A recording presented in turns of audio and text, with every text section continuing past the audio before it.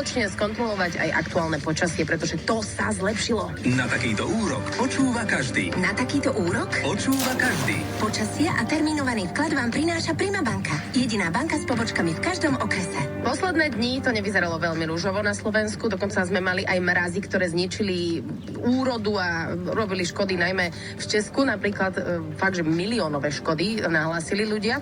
No ale viete, ako to tak býva. Počas apríla skrátka niekedy nasneží, niekedy sú tie mrazy a počasie sa zblázni. Asi je to už prirodzené a asi to aj je normálne, ale teraz je tomu koniec, pretože mrazy, ktoré pred 2 dňami ešte udreli do minus 5 stupňov, skončili a od včerajšieho dňa sa začalo počasie zlepšovať a tým pádom pokračujeme v tomto trende aj dnes. Dnes bude síce na Slovensku zamračené, tak trochu. V sobotu bude prevládať polooblačná až oblačná obloha, prechodne bude až zamračené.